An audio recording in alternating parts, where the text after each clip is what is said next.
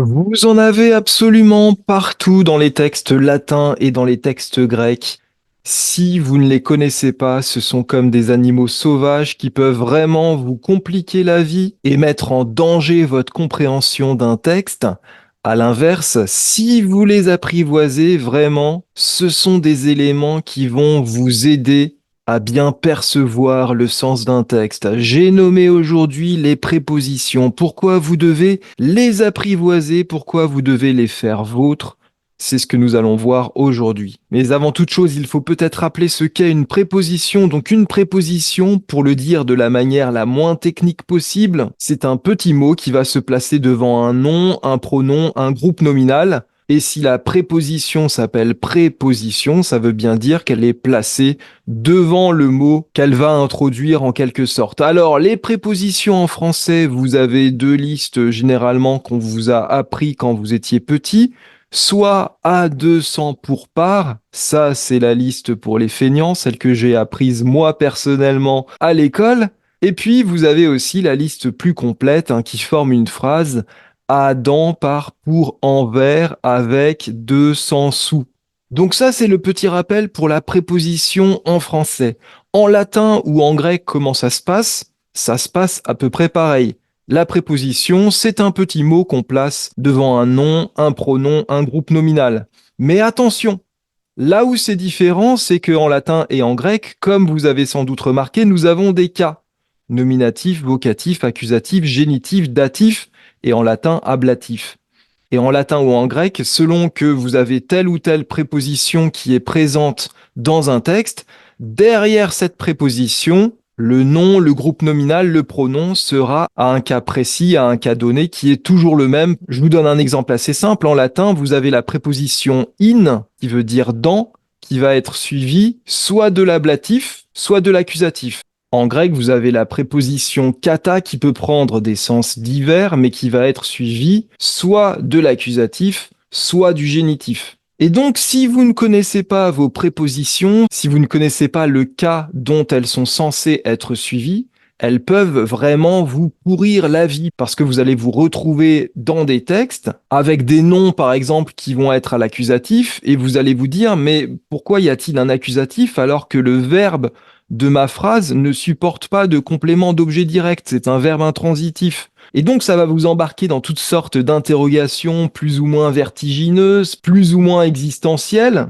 alors que si vous aviez su simplement que telle préposition est ordinairement suivie de l'accusatif, ça aurait été terminé une bonne fois pour toutes.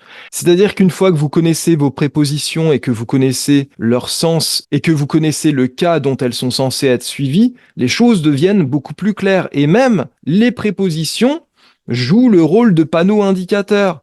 Attention, j'ai in dans mon texte latin, donc forcément derrière, je risque de trouver un accusatif ou un ablatif. Ça fonctionne comme un signal qui vous permet d'anticiper la suite du texte.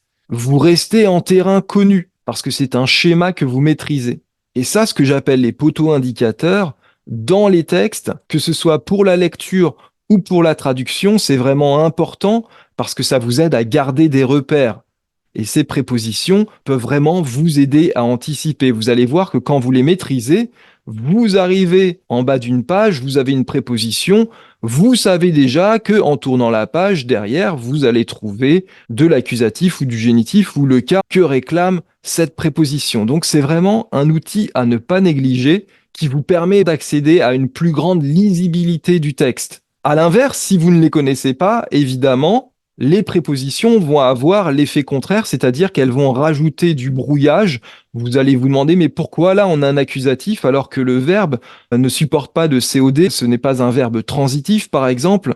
C'est très bizarre, je ne m'en sors pas, je ne comprends pas. Donc vous voyez, les prépositions, soit ce sont vos pires ennemis, soit ce sont vos meilleurs alliés. C'est à vous de décider ce que vous voulez en faire. Mais pour ma part, donc, je vous recommande vivement de bien connaître vos prépositions en latin et en grec parce que elles vont vous aider à y voir plus clair dans vos textes. Et pour vous aider à repérer vos prépositions, vous avez des tas de listes sur Internet qui vous donnent le sens, bien sûr, de la préposition, le sens principal en tout cas, et qui vous donnent aussi le cas dont la préposition est censée être suivie.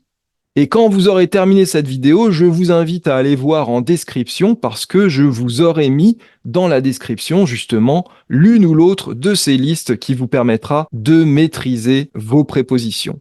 Et si vous êtes totalement débutant en latin, je vous recommande vivement mon programme gratuit. Lisez et comprenez dès aujourd'hui vos 7 premières pages de latin. Je vous envoie dès aujourd'hui tout ce qu'il faut pour lire et comprendre vos 7 premières pages de latin, même si vous êtes totalement débutant. C'est un programme gratuit, donc n'hésitez pas à vous inscrire en cliquant sur le lien dans la description de cette vidéo. Comme fond d'écran pour cette vidéo, j'ai choisi la vie de Solon. La vie de Solon nous a été racontée par Plutarque. Qui est Solon? C'est un législateur athénien. Il a profondément réformé les lois à Athènes. Et puis après, il est parti pendant une dizaine d'années. Il a voyagé. En tout cas, il ne voulait pas rester à Athènes parce qu'il avait peur qu'on lui demande de modifier sa législation dans un sens ou dans un autre. Et il s'est dit, au moins, si je suis absent, on ne pourra pas toucher à mon œuvre législative. Alors, c'est du Plutarque. Plutarque, ça n'est pas un ami pour moi. C'est quelqu'un que je trouve dur à lire, non pas en raison d'une syntaxe qui serait compliquée, mais en raison de l'extrême variété de vocabulaire. Donc c'était une revanche que je voulais prendre parce que c'est vrai que je m'étais déjà cassé les dents sur du Plutarque et c'est vrai que cette vie de Solon m'a semblé relativement compréhensible et c'est pour ça que je vous la propose aujourd'hui. Donc si vous avez un bon niveau en grec, n'hésitez pas à vous mettre à la lecture de la vie de ce législateur athénien, donc Solon. J'espère que cette vidéo vous a plu, j'espère qu'elle vous a intéressé et surtout qu'elle vous aidera à bien comprendre l'importance de maîtriser ces prépositions en latin ou en grec. Elles peuvent vraiment soit vous pourrir la vie si vous ne les maîtrisez pas, soit au contraire vous servir, comme je l'ai dit, de poteau indicateur. Donc si vous avez trouvé cette vidéo utile, merci de mettre un petit pouce vers le haut, merci également de vous abonner à la chaîne. Et puis dites-moi en commentaire si vous vous êtes déjà trouvé piégé dans la compréhension d'un texte à cause justement d'un manque de maîtrise des prépositions, soit en latin, soit en grec. Merci de m'indiquer tout ça en commentaire. À bientôt.